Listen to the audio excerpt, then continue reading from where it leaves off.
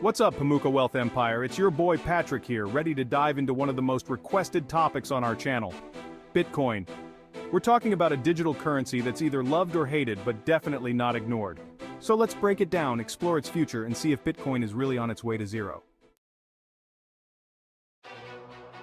Over the last year, Bitcoin has had a wild ride, rallying from a low of $26,000 to almost $74,000. It's been the best performing asset of the last decade, and naturally, it's sparked some heated debates. On one side, you have analysts who believe Bitcoin could skyrocket to over $1 million. On the other, critics like Warren Buffett wouldn't pay $25 for all the Bitcoin in the world.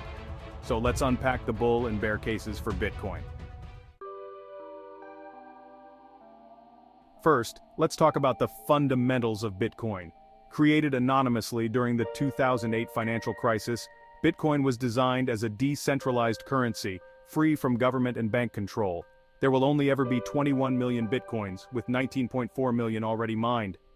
The last Bitcoin is expected to be mined in 2140 due to the halving process, which makes mining progressively harder. This fixed supply is crucial. With increasing demand and limited supply, Bitcoin's price has surged, even though it has faced significant drops in the past. Demand has evolved from a niche group of enthusiasts to mainstream adoption. Countries like El Salvador have adopted Bitcoin as legal tender, and institutions like Tesla hold billions in Bitcoin. The launch of Bitcoin ETFs has made it easier for investors to gain exposure without buying Bitcoin directly, further driving demand. Now let's get into why some experts believe Bitcoin's price could continue to rise. Compared to traditional fiat currencies, which are subject to inflation, Bitcoin's capped supply protects it from devaluation.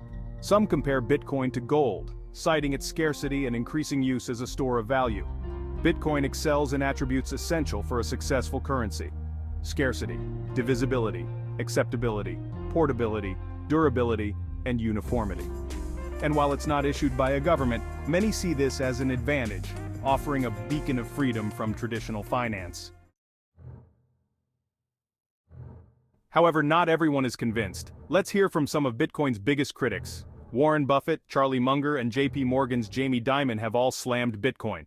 Buffett calls it a gambling token, Munger says it's rat poison, and Dimon likens it to smoking bad for you but allowed. Harvard economists and other experts point out Bitcoin's volatility and centralization issues. For instance, just 100 addresses hold 15% of all Bitcoin, making it less decentralized than it appears. Peter Schiff, another vocal critic, predicts Bitcoin's biggest crash ever. He advises selling Bitcoin and buying gold and silver instead. His views date back to 2017 when he famously debated Bitcoin enthusiasts. Despite these criticisms, Bitcoin continues to attract attention and investment. Analysts like Cathie Wood predict Bitcoin could reach $1 million by 2030, and others have even higher targets. So, what's the verdict? Bitcoin remains one of the most polarizing investments. It has the potential for significant gains, but it also carries substantial risks. As always, do your own research and make informed decisions. Thanks for tuning in, Pamuka Wealth Empire. Smash that like button, subscribe if you haven't already, and let me know your thoughts on Bitcoin in the comments. Is it going to zero or to the moon? Until next time, stay wealthy.